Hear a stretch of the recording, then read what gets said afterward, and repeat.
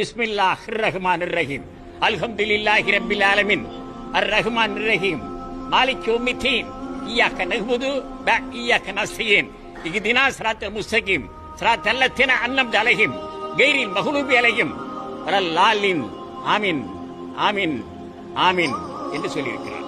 அப்படியானால் என்ன பொருள் தெரியுமா? இய்யாக நஅ்புது வ இய்யாக நஸ்தஈன் என்ன அர்த்தம்?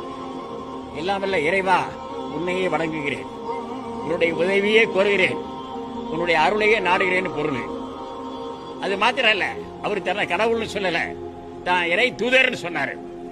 அஷ்ஹது அன்ன முஹம்மதன் அப்துஹு வ ரசூலுஹு லா இலாஹ இல்லல்லாஹு முஹம்மது ரசூலுல்லாஹ். நமச்சிவாய வாழ்க, நாதன் தாழ் வாழ்க, இமை பொழுதும் என் நெஞ்சில் நீங்காதான் தாழ் வாழ்க, ஆகமமாகி நின்றண்டிப்பான் தாழ் வாழ்க, ஏகன் அநேகன் இறைவனடி வாழ்க. என்னப்பா விளக்கம்னு கேட்டான் சுல்தான் முகமது புகாத்திர். சொன்னாரு, ஏகன் என்றால் இறைவன் ஒருவன். அப்படியா? குரான் கூட அதான் சொல்லுது. அல்லாஹ் ஒருத்தன் தான் குரான் சொல்லுது. சரியா சொல்றாரு? வேற என்ன சொன்னார்? இதை சொன்னவர் யார்? மாணிக்க வாசகர். எதுல சொன்னார்? திருவாசகத்தில். வேற என்ன சொல்லி இருக்கிறார்? அடங்கியவர்களுக்கு அப்பா போற்றி, இத்தி தண்டின் கீழ் இரு மூவருக்கு அத்திக்கருடைய அரசே போற்றி, தென்னாடுடைய சிவனே போற்றி, எந்நாட்டவருக்கும் இறைவா போற்றினார். தென்னாட்டில் இவருக்கு பேரு சிவன், எந்நாட்டவருக்கும் இறைவன். இவர்தானா?